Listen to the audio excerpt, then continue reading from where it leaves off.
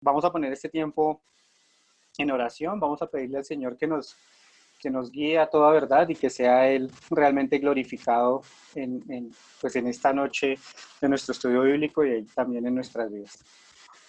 Señor, te damos muchas gracias por el privilegio de estar reunidos, si bien no en un mismo lugar, si no estamos en un mismo espacio físico, Señor, estamos en unidad de espíritu, buscándote a ti, alabándote y quizás queriendo también por tu propósito, querer ser más semejantes a tu Hijo Jesucristo y es lo que buscamos cada vez que estamos escuchando y exponiéndonos a tu palabra, como decía hace unos minutos el pastor Fernando, Señor, que sea la oportunidad para crecer en palabra, para crecer en ministración y que de esta manera, unánimes en un solo cuerpo, como lo hacía la primera iglesia, podamos crecer en la doctrina, que podamos crecer en oración, que podamos crecer en el amor fraternal los unos con los otros y de esta manera proclamar tu evangelio, llevar el mensaje de la salvación, de las buenas nuevas a aquellos que no te conocen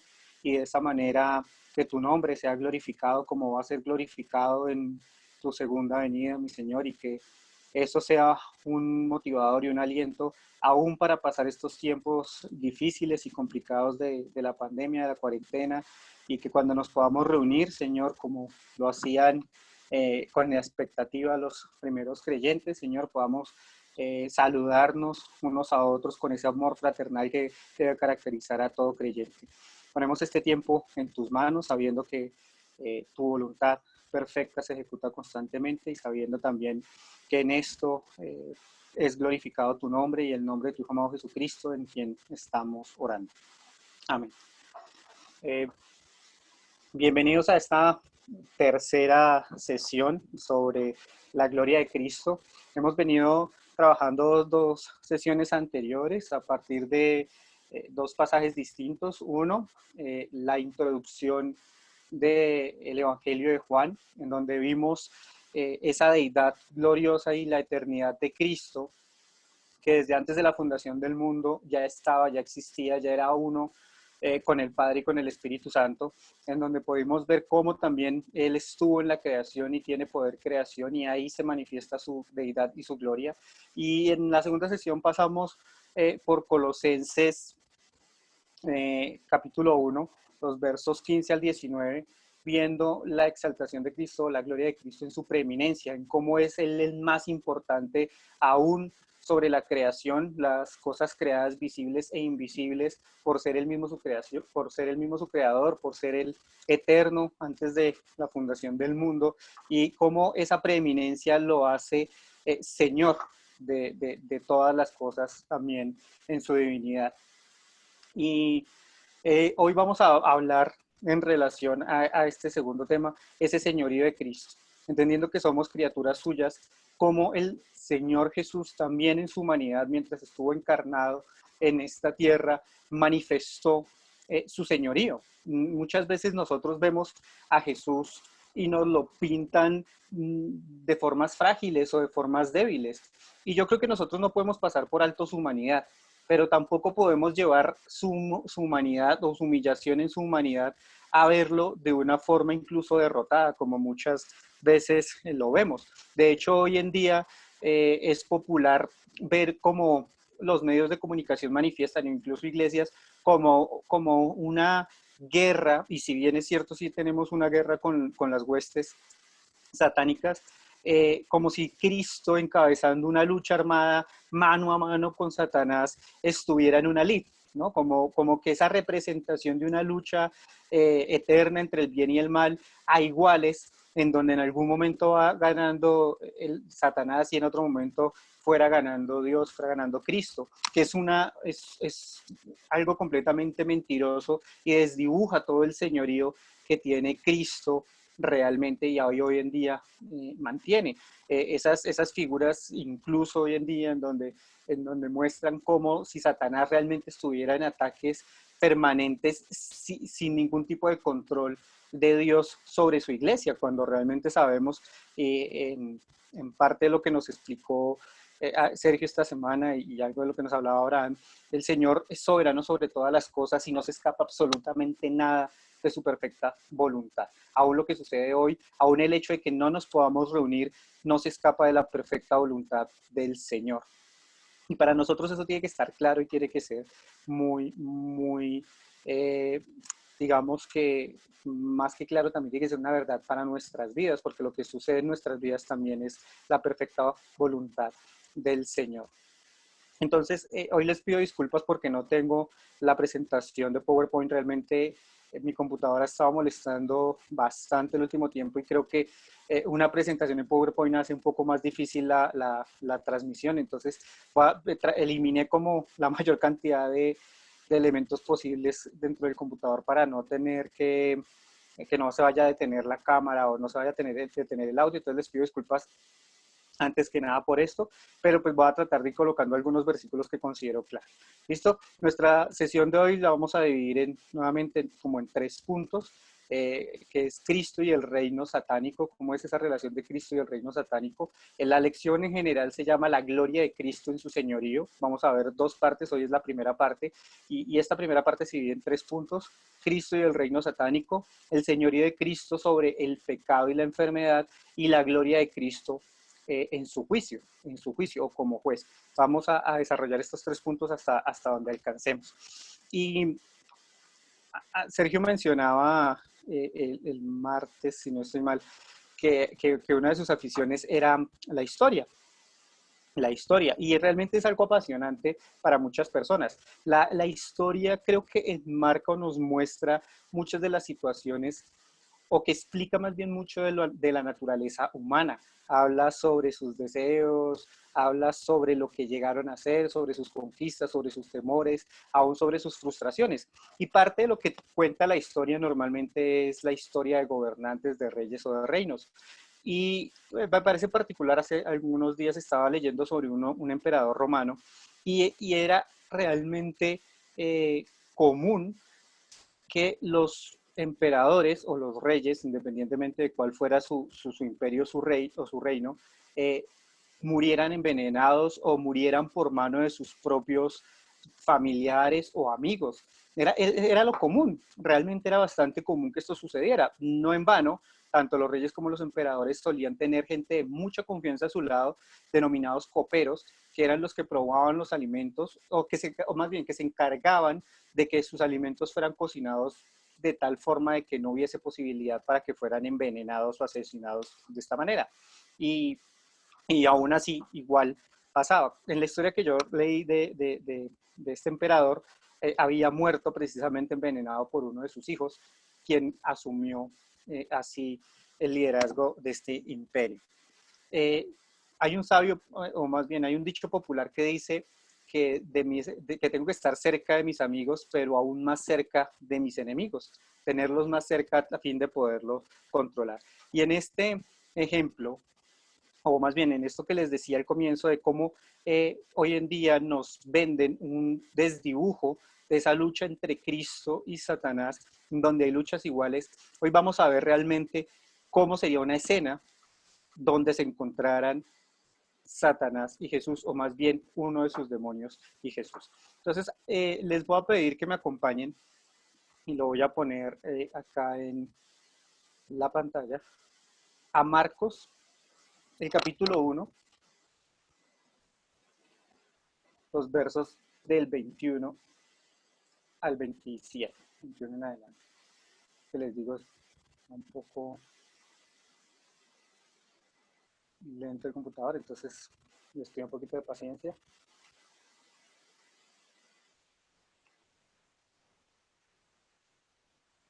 Listo. Entonces, vamos a Marcos 1, versículos 21 en adelante. Dice así: entraron en Capernaum y enseguida, en el día de reposo, Jesús entró en la sinagoga y comenzó a enseñar. Y se admiraban de su enseñanza porque les enseñaba como quien tiene autoridad y no como los escribas. En ese momento estaba en la sinagoga de ellos un hombre con un espíritu inmundo, el cual comenzó a gritar: ¿Qué tienes que ver con nosotros, Jesús de Nazaret? ¿Has venido a destruirnos? Yo sé quién tú eres, el Santo de Dios. Jesús le respondió diciendo, cállate y sal de él. Entonces el espíritu inmundo, causándole convulsiones al hombre, gritó a gran voz y salió de él. Y todos se asombraron de tal manera que discutían entre sí diciendo, ¿qué es esto? Una enseñanza nueva con autoridad. Él manda aún a los espíritus inmundos y le obedecen. Enseguida su fama se extendió por todas partes, por toda la región alrededor de Galilea. El Evangelio de Marcos, que es en donde nos encontramos ahora y muy temprano en su primer capítulo, hace un énfasis particular de Cristo como siervo, ¿sí? Como servidor. Por eso se enfoca mucho en cuanto a sus obras, ¿sí? En cuanto a sus milagros y en cuanto a su servicio. Constantemente vamos a ver en Marcos a Jesús actuando, sirviendo, sanando a las personas, haciendo milagros y sirviendo como un siervo, ya que es considerado este evangelio que fue escrito a los romanos específicamente, y lo que se necesitaba, digamos que ellos lo que necesitaban era conocer a este Dios, que era un Dios que sirve, a un Dios siervo. Marcos no arranca con una extensa genealogía de Jesús, como lo puede hacer Mateo, ¿sí? En donde nos presenta cuál es la línea ascendente de Jesús, ¿no? Él no nos muestra tampoco, digamos, una enseñanza, un largo discurso. Marcos arranca inmediatamente con un hecho particular, y es con el bautismo de Jesús para iniciar su ministerio, e inmediatamente, sí, inclusive lo podemos ver acá por los títulos, es bautizado Jesús, inmediatamente pasa al desierto, a las tentaciones, en lo cual él lo describe tan solo en 2 versículos, Marcos, y después comienza el ministerio de Jesús por la región de Galilea y el llamado de sus discípulos en los versículos 16 al 20 de ese primer capítulo. Y ahí es donde nosotros nos encontramos. Digamos que han sucedido muchísimas cosas en tan solo 20 versículos. En 20 versículos ya va gran ministerio del Señor en esta región de Galilea. Y es Galilea una región, digamos, de varias ciudades al norte de Jerusalén, y aquí nos habla ya de una ciudad en particular, que es Capernaum. Luego de estar haciendo su ministerio por Galilea, llegan a Capernaum. Capernaum hace parte de esa región de Galilea. O sea, tenemos que entender eso, que Galilea es una región, como si habláramos hoy en día de un departamento, ¿sí? En Colombia, y Capernaum es ya una ciudad específicamente. Y ahí es donde nosotros nos encontramos. Dice el versículo 21 que entrando en Capernaum, enseguida, en el día de reposo, Jesús entró a la sinagoga y comenzó a enseñar. No ha pasado mucho, apenas se inició su ministerio y ya empezó a enseñar en una de las sinagogas. Lo que sucede acá es que las sinagogas, luego de que la nación de Israel es dispersada, primero en el reino del norte en Israel y luego tomada en la cautividad por Babilonia, cuando ellos regresan, digamos que no todos regresaron, el templo también es destruido, entonces al no haber templo tienen que empezar a congregarse de alguna forma, y es como la forma en ese periodo intertestamentario en donde nacen las sinagogas. Se considera que por lo menos en donde hubieran 10 hombres judíos mayores, ya había, digamos, una congregación suficiente para empezar a edificar las sinagogas. Por eso, en ciudades muy importantes encontramos también sinagogas. Era la forma en que Pablo predicaba el evangelio. Él iba sinagoga por sinagoga, o llegaba a las ciudades, iba a la sinagoga y presentaba el evangelio. Y parte de eso también se debía a que las sinagogas tenían por costumbre, no estaba, o sea, habían encargados de la sinagoga, pero la enseñanza no era exclusiva de esos encargados. Ellos permitían que maestros o que algún hombre tomara el rollo, tomara alguna escritura, la leyera y la interpretara. Puede llegar a ser algo similar a lo que sucedía hoy en día, en que cualquier persona abre la escritura, lee un versículo y dice lo que se le ocurre frente a ese versículo, y se dice pastor o apóstol, o bueno, un sinfín de títulos que hoy en día se ponen muchas de estas personas haciéndolo de una forma irresponsable. Digamos que aún cuando una persona era forastera, digamos que si se consideraba un rabino era una persona de conocimiento, se le podía permitir a este extranjero enseñar en la sinagoga. Y era lo que estaba sucediendo acá. Acá Jesús ya alcanzaba a tener algún tipo de reconocimiento por haberse manejado en la región y le permitieron leer la escritura para después enseñar. Y el versículo 22 nos muestra algo impresionante, y es que las personas que lo escuchaban se admiraban de su enseñanza, quedaron sorprendidos, quedaron completamente extasiados de lo que estaba enseñando. ¿Por qué? Porque les enseñaba como quien tiene autoridad. Y es curioso porque dice, ay, y no como los escribas. Y es que los escribas no eran cualquier persona, los escribas eran personas capacitadas en el estudio de la palabra de Dios. Eran los encargados precisamente de guardar la fidelidad de la palabra e irla conservando de generación en generación. Digamos que la primera referencia de escribas que tenemos es en el libro de Esdras y Nehemías, y precisamente tenían un cargo supremamente importante porque ellos enseñaban la palabra de Dios, la transmitían y la enseñaban de una forma fiel. Pero para estas alturas, estos escribas al parecer no tenían esa autoridad. Bien puede ser porque su testimonio no daba esa certeza de que lo que enseñaban era, o también porque no había profundidad en su enseñanza. Vuelvo y digo, algo muy similar a lo que pasa hoy en día.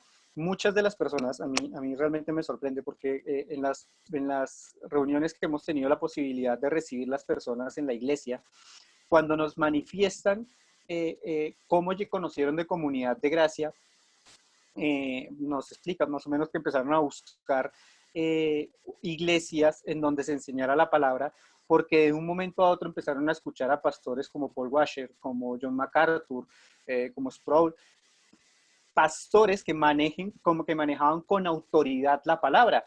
Y si bien nosotros es lo que procuramos hacer, sin decir que seamos una iglesia perfecta, pero es lo que procuramos hacer, es similar a lo que estaba sucediendo en ese entonces. No podían reconocer que los escribas tuvieran esa autoridad, pero acá en Jesús la vieron y por eso quedaron sorprendidos porque tenía toda la autoridad al leerla, al leerla. Y eso también llama mucho la atención cuando hacen el contraste. En el versículo 23 se nos presenta otro personaje que nosotros no esperaríamos en este contexto, ¿cierto? Dice el versículo 23, en ese momento estaba en la sinagoga de ellos un hombre con espíritu inmundo, es decir, estaba presente un demonio. ¿Cómo un demonio en una sinagoga? Así sucede, así sucede. Realmente nosotros no podemos esperar los peores ataques de fuera de la iglesia, sino dentro de la iglesia. Dice, el Señor muchas veces advirtió sobre lo que iba a suceder con personas cercanas y el Evangelio, perdón, las cartas de Juan, específicamente primera de Juan, advierte sobre este hecho de que vendrán engañadores a la iglesia, que se harán pasar por falsos maestros y que al final van a ser lobos rapaces. Y eso es lo que está ocurriendo en este momento. Nadie en ningún momento se imaginó que este hombre estaba poseído, que había un espíritu inmundo en él, que había un demonio en medio de ellos. Nadie lo había visto. Pero este demonio reacciona frente a la enseñanza del Señor, frente a la enseñanza del Señor. Porque al final de cuentas Jesús tenía poder para destruirlos. Por eso es la reacción. Yo no sé si a ustedes en algún momento les ha pasado que han tenido alguna rencilla con alguna persona y se la encuentran justo en el supermercado y uno empieza como a tomar distancia o alguna cosa. Espero que en este momento no les pase y que ellas ya se han puesto a cuentas. Hablo de sus vidas pasadas. Si en este momento les pasa, por favor, póngase a cuentas con esta persona. Pero esa incomodidad que se siente, ¿no? Y le sucedió en este caso al demonio. El demonio de una vez reaccionó de algún momento. ¿Y cómo reaccionó? Empezó a gritar, empezó a gritar, empezó a gritar porque vio a su creador, inclusive podemos verlo así, empezó a gritar de una forma tal que digamos que quería poner en evidencia también la deidad de Cristo. Al final de cuentas nosotros sabemos cuál es el destino para los demonios. Eso nos lo dice Apocalipsis, pero también el Señor nos dice cuál va a ser ese destino. Entonces acompáñenme en sus Biblias a Mateo, capítulo 25, el verso 41. Dice, entonces dirá también a los de su izquierda, apártense de mí, malditos, al fuego eterno que ha sido preparado para el diablo y sus ángeles. Ese es el destino. Para absolutamente todos los demonios, el infierno. El infierno. Aparte de la parte que corresponde a los seres humanos que no se arrepientan, pero específicamente en este caso que estamos hablando de los demonios, ese va a ser su destino. Los ángeles los ángeles caídos no tienen salvación. No hay para ellos como tal una salvación. No hay una forma de evangelizarlos, de que lleguen al convencimiento, que lleguen al arrepentimiento. Ellos tienen una revelación quizás un poco mayor en el sentido en que sirvieron a Dios antes de su caída y en este momento no tienen cómo ser redimidos. Y esa también es una verdad fuerte que debería nosotros ponernos a pensar sobre el hecho mismo de la gracia del Evangelio. Y por eso mismo este demonio cuando ve a Jesús queda completamente aterrado, queda aterrado. Y esto aparte de mostrar el poder que tiene el Señor sobre los demonios, también nos tiene que llevar a un hecho bastante curioso en el mismo pasaje de Marcos, y es que las respuestas fueron distintas. Hubo dos respuestas completamente distintas. Mientras que los primeros, como ya vimos, se sorprendieron al ver a Jesús, ¿cierto? Los segundos, ¿qué hicieron? Los primeros se sorprendieron, los hombres. El segundo, ¿qué hizo? Quedó completamente aterrado, aterrado. Y ese miedo al reconocer a su Dios, al creer al Rey de Reyes, a quien puede destruir absolutamente todas las cosas, lo irónico es que es la forma en que nosotros lógicamente deberíamos responder delante de Jesús. Pero ellos no tienen la salvación, mientras que para nosotros sí existe tal salvación y la respuesta, más que de asombro, debería ser de miedo. El poder de Jesús es ese, que tan solo con su palabra demuestra toda su autoridad, toda su autoridad. Y estos quedaron maravillosos por esa nueva enseñanza que se traía, que se traía.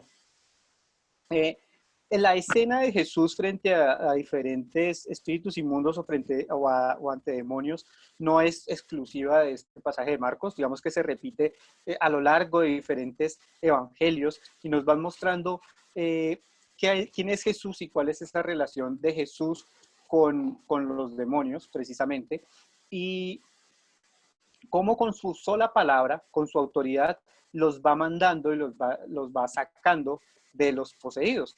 Por ejemplo, en Mateo, les voy a dar solo los pasajes, Mateo 17 y 18, o en Lucas 8, 29 y 33, o Lucas 9, 42, o Lucas 11, 14, vemos cómo Jesús, al igual que como estamos viendo en ese momento en el versículo 25, cállate y sal de él, de la misma manera, solo con su palabra los manda y salen. En ningún momento los demonios atacan a Jesús, en ningún momento los demonios o el demonio lo insulta, ¿sí? En ningún momento el demonio hace oídos necios o se burla de él. Siempre con ese temblor reverente le obedece a su palabra y a su autoridad. Y eso también tiene que mostrarnos la seriedad de la edad de Cristo en este momento. Pero aún incluso sin estar frente a los demonios, la palabra o la autoridad de Jesús es tal que puede expulsar a los demonios. Acompáñenme este versículo, si quisiera que lo viéramos acá más adelante, en Marcos 7, los versos 26 al 30. Entonces, voy a leer desde el 24. Levantándose de allí, Jesús se fue a la región de Tiro y entrando en una casa no quería que nadie lo supiera, pero no pudo pasar inadvertido, sino que enseguida, al oír hablar de él, una mujer cuya hijita tenía un espíritu inmundo, fue y se postró a sus pies. La mujer era gentil, sirofenicia de nacimiento, y le rogaba que echara al demonio fuera de su hija. Y Jesús le decía, deja que primero los hijos se sacien, pues no está bien tomar el pan de los hijos y echarlo a los perrillos. Es cierto, Señor, le dijo ella, pero aún los perrillos debajo de la mesa comen las migajas de los hijos. Cuando ella volvió, Jesús le dijo, por esta respuesta vete, ya el demonio ha salido de tu hija. Cuando ella volvió a su casa, halló a la niña que estaba acostada en la cama y que el demonio había salido. Es impresionante el poder de Jesús frente a los demonios. Es así, es total su autoridad y su poder. Podemos, digamos que podemos compararlo con lo que sucede en los primeros capítulos de Job 1 y 2, en donde Satanás mismo se postra delante de Dios para darle un reporte de lo que él veía en la tierra. Job se postra, porque es lo que hace, Satanás se postra delante de Dios, que es lo que dice la Escritura, no se presenta, no le grita, no lo confronta, nada, se postra en total reverencia y le da un reporte, que es lo que está pidiéndole el Señor a sus ángeles, y él le da su reporte. Y claro, él es acusador, es padre de mentira, entonces empieza a instigar ahí una intriga que obviamente no va a dar fruto respecto a la vida de Job. Y es similar a lo que sucede con Jesús. Jesús está mostrando que sucede tal cual. Los demonios se postran delante de Jesús y delante de su poder. La gloria de Cristo es tal que aún sus enemigos declarados, los acérrimos, no estoy hablando de los ateos confesos, sino de estos demonios que sí tienen poder y que tienen un poder, digamos que significativo, se someten a solamente su palabra, a su decreto, a su autoridad. Y les soy sincero, mis hermanos, aún nosotros creemos que podemos tomar las enseñanzas de Cristo o la palabra de Cristo como un mensaje bonito, como una buena enseñanza, como un mensaje de armonía y de paz, como una sugerencia, ¿sí? Como una buena enseñanza para ser buenas gentes. Nosotros deberíamos tomarlo como lo toman los demonios, como una verdad inminente que debe ser cumplida con temor reverente, siempre. Jesús también mostró en esta escena toda su gloria y su divinidad sobre el pecado, o más bien en esta escena no, lo vamos a ver sobre el pecado en un pasaje un poco más adelante. En el capítulo 2, los versos del 1 al 12, este pasaje es un poco más largo, pero pues no los estamos mirando realmente a profundidad. Pero en el capítulo 2, dice el Señor, sigue en su ministerio, sigue en la región de Galilea y nuevamente está acá entrando a Capernaum. Y ya empieza a gozar de una popularidad impresionante. Dice, cuando Jesús entró de nuevo en Capernaum, varios días después se oyó que estaba en casa y se reunieron muchos, tanto que ya no había lugar ni aún a la puerta. Y él les explicaba la palabra. Ya Jesús había hecho varios milagros, digamos que en este periodo, era lo que les digo, es como lo que se centra el Evangelio de Marcos, y ya su fama se había extendido empezando por esta escena de la expulsión del demonio en la sinagoga. Y empezaron a llegar personas, y empiezan a llegar personas, y empiezan a llegar personas, ¿cierto? Y dice el versículo 2, y se reunieron muchos, tanto que ya no había lugar en la puerta. Sigo leyendo el versículo 3. Entonces vinieron y le trajeron un paralítico llevado entre 4 hombres. Es decir, esta persona no se podía mover absolutamente nada. Como no pudieron acercarse a Jesús a causa de la multitud, levantaron el techo encima donde él estaba y cuando habían hecho una abertura, bajaron la camilla en que estaba acostado el paralítico. Viendo Jesús la fe de ellos, dijo el paralítico, hijo, tus pecados te son perdonados. Pero estaban allí sentados algunos de los escribas, los cuales pensaban en sus corazones. ¿Por qué habla este así? Está blasfemando. ¿Quién puede perdonar pecados sino solo Dios? Al instante, Jesús, conociendo en su espíritu que pensaban de esa manera, dentro de sí mismos, les dijo, ¿por qué piensas estas cosas en sus corazones? ¿Qué es más fácil? Decir al paralítico, tus pecados te son perdonados, o decirle, levántate, toma tu camilla y anda. Pues para que sepan que el Hijo del Hombre tiene autoridad en la tierra para perdonar pecados, dijo al paralítico, a ti te digo, levántate, toma tu camilla y vete a tu casa. Y él se levantó y tomó al instante la camilla, salió a la vista de todos, de manera que todos estaban asombrados y glorificaban a Dios diciendo, jamás hemos visto cosa semejante. El beneficio más grande para la humanidad que trae el cristianismo realmente no es un estándar moral. No es que podamos hacer al mundo más bonito, ¿sí? No es ni siquiera el celo por la palabra, ni siquiera es el celo por la palabra. Realmente, el beneficio más grande que trae el cristianismo para toda la humanidad es que cubre satisface la necesidad más grande de la humanidad, que es quitarnos el pecado. El evangelio o el cristianismo, que es, yo quiero que marquemos el cristianismo como el verdadero evangelio, nos libra del pecado, nos quita eso que realmente nosotros sí necesitamos que se nos quite. La solución al problema más grande de todo ser humano, de toda persona, es esa oferta de perdón, de un perdón divino que lo tenemos solamente por Cristo, y acá lo estamos viendo de una manera clara, y es un perdón que se ofrece única y exclusivamente a los que creen, a los que creen. Muchas veces se cree que esta enseñanza es precisamente como un mensaje para el perdón, para perdonar al que me ofendió, y yo tengo que perdonar porque pues en últimas es más fácil perdonar los pecados, al final de cuentas es lo que tenemos que hacer, y creo que como cristianos en estas últimas predicaciones de Mateo vimos eso y aprendimos que debemos no solo buscar el perdón y ponernos a cuentas con los hermanos y con las otras personas, sino también tomar el perdón como un ejercicio de día a día, hasta 70 veces 7, o sea, de una forma incondicional. El perdón, es cierto, nosotros sí debemos perdonarnos, pero específicamente este texto no nos habla de ese tipo de perdón, sino nos habla de ese perdón divino necesario para conocer a Dios, para poder rendir nuestra vida a Cristo.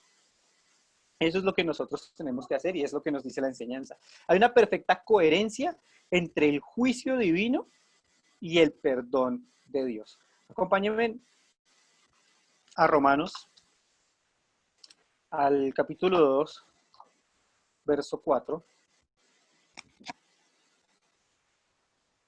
y verso 5. Dice así: ¿o tienes en poco las riquezas de su bondad y tolerancia y paciencia, ignorando que la bondad de Dios te guía al arrepentimiento? Pero por causa de tu terquedad y de tu corazón no arrepentido, estás acumulando ira para ti en el día de la ira y de la revelación del justo juicio de Dios. Realmente, esta es la coherencia perfecta entre ese juicio divino y el perdón divino. El Señor dice: las riquezas de su bondad, tolerancia, paciencia, que no podemos ignorar esa bondad de Dios que nos va a llevar a ¿qué? Al arrepentimiento, prerequisito para precisamente ese perdón de pecados, ¿cierto? Pero dice que no, que por causa de la terquedad del hombre, de un corazón no arrepentido, de un corazón duro, se acumula ira para el día de la ira en la revelación del juicio de Dios, es decir, para la condenación. Están marcados, aunque parecen contrarias, que vayan en contravía, no una dirección a la otra, ¿no? Sino que una va, digamos, hacia la derecha y el otro va hacia arriba, es decir, que se yuxtaponen, en el momento en que se encuentran en una perfecta coherencia. El Señor es misericordioso y, como dice su palabra, Él tiene misericordia de quien Él quiere tener misericordia y va a perdonar a quien Él cree. Y recalcando un poco de lo que ya se ha hablado en estos últimos días, esa elección divina desde antes de la fundación del mundo, esos escogidos del Señor van a tener misericordia del Señor en su santo juicio. Para ellos está reservado el perdón, pero el juicio está. Y eso no lo hace malo al Señor, no lo hace duro, lo hace al contrario, más misericordioso, porque va a rescatar a algunos de esa ira venidera. Muchos van a ser salvos de esa ira venidera. Ahora imagínense en la escena, ¿no? O sea, esta casa está completamente llena, ¿cierto? De gente, volvamos al pasaje. Esta casa está completamente llena, dice que hasta la puerta, ya no le cabe ni una sola persona. Y el paralítico se quiere acercar a Jesús, ¿cierto? Vea la dureza de corazón de estos hombres, que no abrieron espacio para que llegara el paralítico a Jesús. No hubo el espacio. Este hombre tuvo que ingeniárselas para poder llegar a Jesús. Y vean que incluso en el versículo 6 nos dice que habían escribas dentro de este público que estaba escuchando a Jesús, y el paralítico, estigmatizado seguramente, o sea, era rechazado porque digamos que estas condiciones de ceguera, de mudez, de parálisis, de cojera, el ser mancos, los estigmatizaba en el sentido en que era evidente su pecado y en la cultura judía los rechazaban, no los dejaban participar en la sociedad de una forma activa, eran rechazados. Por eso tampoco le dieron ese paso al Señor. Sin embargo, pudieron arreglárselas de tal forma en que incluso un paralítico subido en un techo, lo bajan a los pies del Señor y se le presentan al Señor. Era un hombre que realmente estaba necesitado, estaba arrepentido seguramente, porque es lo que, es lo que el Señor seguramente vio en su corazón al decir que cuando ve su fe, en el versículo 5 dice que vio su fe, era una fe de arrepentimiento, ¿cierto? Y el paralítico llega y queda al frente de Jesús, y el paralítico esperando que el Señor hiciera algo por él, ¿sí? Esperando que quizás fuera sanado, lo que le dice Jesús es, tus pecados te son perdonados. Yo creo que nadie esperaba eso, absolutamente ninguno lo esperaba. Y el paralítico no entró como, pero Jesús, ¿cómo que me perdonas si yo lo que necesito es caminar? O sea, ni siquiera le reprocha absolutamente nada. Yo creo que incluso el paralítico lo comprendió de tal forma que quedó extasiado de la oferta de perdón que le da el Señor. Pero los fariseos, o perdón, los escribas, en este punto ellos sí fueron los que hablaron y dijeron, no, pero ¿cómo así que perdón de pecado? Y acusaron de blasfemia al Señor. Lo acusan de blasfemia al Señor. Y quizás tienen razón. Esto es una blasfemia. Toda persona que se hace igual a Dios, al perdonar los pecados, se está haciendo igual a Dios, es blasfemo, porque se está haciendo igual a Dios, entonces pues es digno incluso de muerte. Pero pues no es así en el Señor, porque el Señor les va a comprobar que Él tiene razones para hacerse igual a Dios, igual a Dios. Sabemos que el perdón de pecados es solamente por gracia, está lejos de ser una obra, una obra, valga la redundancia, una obra por obras. Segunda de Corintios 5:19, si ustedes me acompañan allí, no lo voy a poner en la pantalla, quiero que me acompañen allá en sus Biblias. Segunda de Corintios, les voy a leer de la Reina Valera por si cambia un poco la versión de las que les he venido leyendo, que es la Biblia de las Américas. Segunda de Corintios 5, versos 18 y 19. Y todo esto proviene de Dios, quien nos reconcilió consigo mismo por medio de Cristo y nos ha dado el ministerio de la reconciliación. Que Dios estaba en Cristo reconciliando al mundo consigo mismo, no tomándole en cuenta sus transgresiones y encomendándonos a nosotros la palabra de la reconciliación.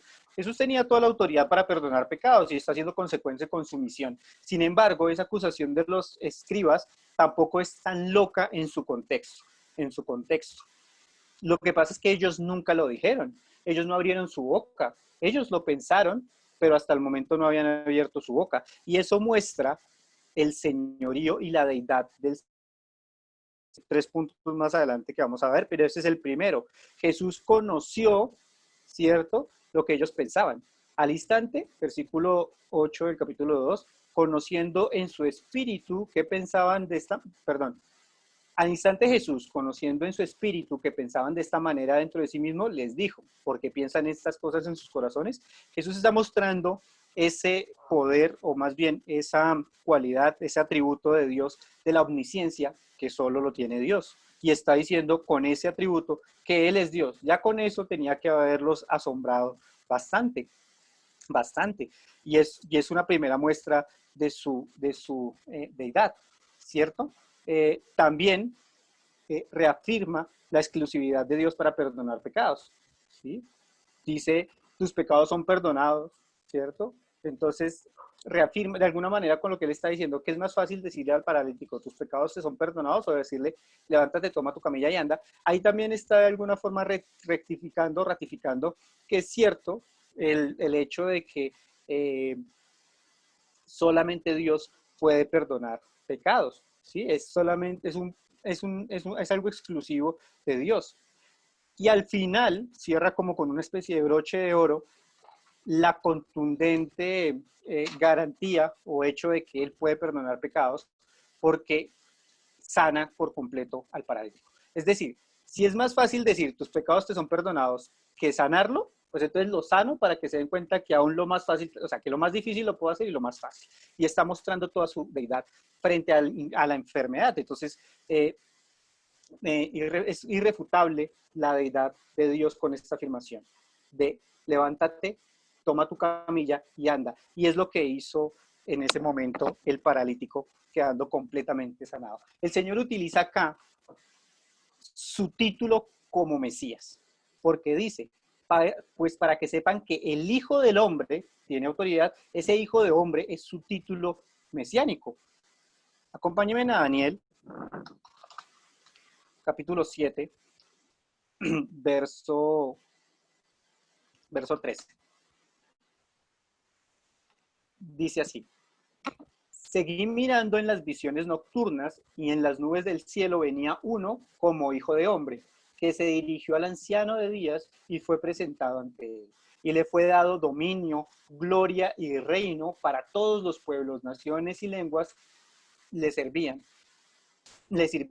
Su dominio es un dominio eterno que nunca pasará y su reino uno que no será destruido. Está hablando del Mesías exclusivamente y Jesús, en nuestro pasaje de Marcos, está también asumiendo ese título de hijo de hombre como ese título mesiánico. Por consciente les está diciendo, no solo porque perdono los pecados, no solo porque lo puedo curar, sino porque aparte soy el hijo del hombre, es que puedo hacer todas estas cosas. La gente quedó completamente maravillada, a tal punto que este hombre se levantó, pasó entre el medio de ellos y lo dejaron salir sin ningún problema y todos estaban asombrados y glorificando a Dios, reconociendo que todo lo que había sucedido realmente era divino, era algo divino. Glorificaban a Dios, reconocían que esto provenía de Dios. En estas dos escenas, ¿sí?, tanto en este milagro con el paralítico como la expulsión del demonio en la sinagoga, Jesús está demostrando todo su señorío frente al pecado y frente a las enfermedades. Pero también, tanto en este pasaje como en el anterior, también muestra su soberanía o su gloria como juez, haciendo juicio, ¿cierto? Él ahí está mostrando todo su poder aún como juez. Si nos devolvemos un poquito a los versículos 23 y 24 del capítulo 1, dice que en este momento estaba en la sinagoga un hombre con espíritu inmundo, el cual comenzó a gritar, ¿qué tienes que ver con nosotros, Jesús de Nazaret? ¿Has venido a destruirnos? Yo sé quién eres tú, el Santo de Dios.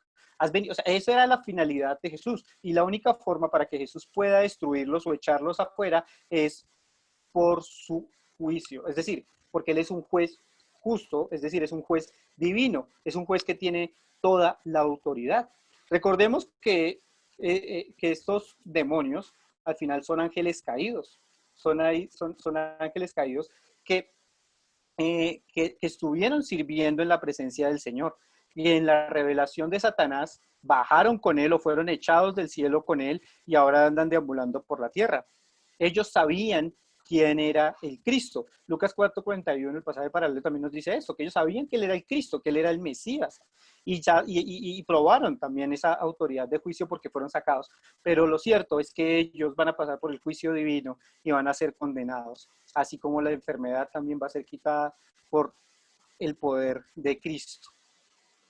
Todos los demonios declararon esa autoridad de Jesús y Jesús, al perdonar aquí pecados, está reafirmando esa autoridad sobre el pecado y sobre la enfermedad, como nos decía en el último capítulo, porque el Hijo de Hombre tiene autoridad aún para perdonar pecados.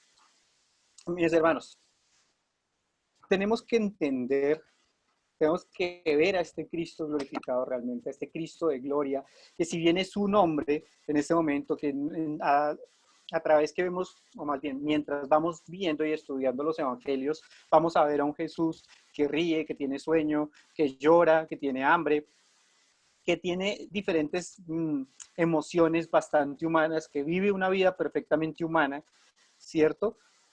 Es un hombre que es 100% Dios y que muestra su gloria constantemente y que la manifiesta a los hombres para que los hombres tengan arrepentimiento de sus pecados y vayan al reino de Dios. Eso es lo que nosotros tenemos que ver siempre a Cristo en las Escrituras. No podemos ver nunca a un Jesús dividido, a un Jesús que en algún momento es débil, que porque lo crucificaron, porque padeció, porque fue torturado, tenemos un Jesús débil, ni siquiera ahí, porque tuvo todo el poder aún para soportar todo este castigo sin dejar de sufrirlo, porque lo soportó en sufrimiento, en lágrimas, en sangre, y aún así nos da por su misericordia el perdón de pecados.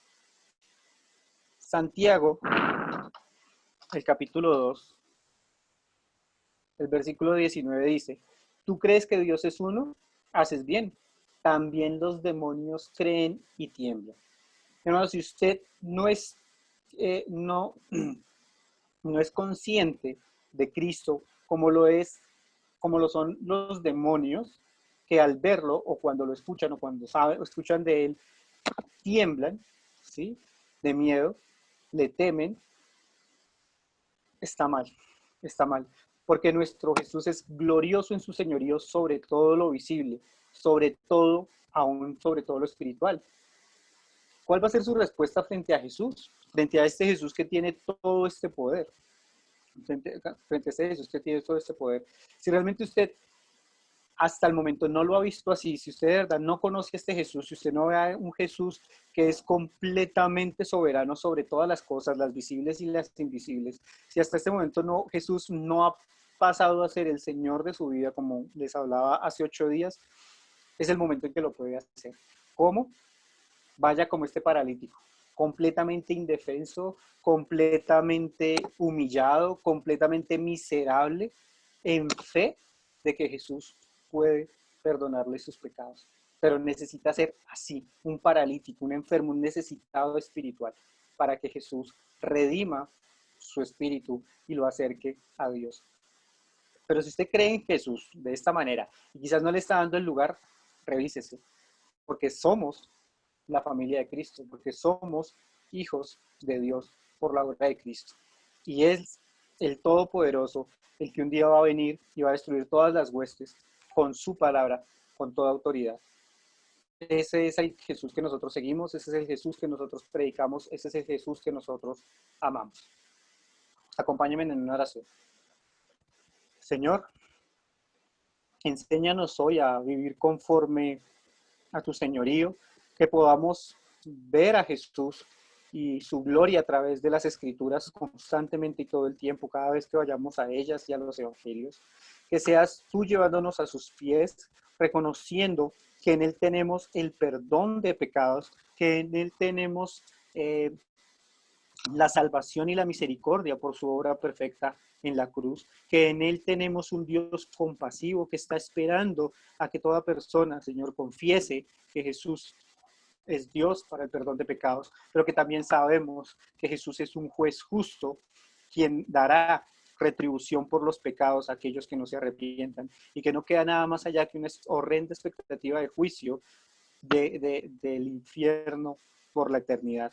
Yo te pido, Padre amado, que cada una de las personas que han podido escuchar este mensaje o que lo vayan a escuchar en algún momento, entiendan esta verdad sublime del Evangelio de Cristo, quien es suficiente para el perdón de pecados, quien es Dios poderoso para perdonar nuestras transgresiones y nuestras rebeliones. Que nuestra respuesta no sea solamente quedar boquiabiertos como algo impresionante que vimos, como algo sobrenatural que haya podido pasar, sino que nuestra respuesta sea de temor y temblor frente a aquel que puede destruir también el alma y el espíritu, Señor. Te pido que esta verdad sea para nosotros una verdad tal que nos movamos con urgencia a predicar el Evangelio a toda carne, Señor, a todo ser, para que se cumpla el propósito con el cual nos tienes acá hoy en día, Señor, que es la predicación de tu reino y el crecimiento en tu doctrina dentro de la iglesia, Padre amado. Doy muchas gracias por la vida de cada uno de mis hermanos, porque son de gran bendición para mí. Gracias por tu palabra, en la cual nos exhortas y nos enseñas cada vez más sobre ti y sobre tu persona. Y Señor, Danos la posibilidad de descansar, de meditar en estas verdades y de tomar decisiones frente a ello. Que podamos mañana tener un día más para glorificarte, para verte, para estudiar de tu palabra, para orar, para ir en necesidad delante de ti y predicarte si es también la oportunidad que tú nos abres, Señor. Bendice este tiempo, Señor, y el día de mañana con el estudio bíblico que corresponde y que seas tú glorificado en medio de nosotros siempre. Te alabamos, te bendecimos y te oramos en el nombre de tu Hijo Jesucristo. Amén.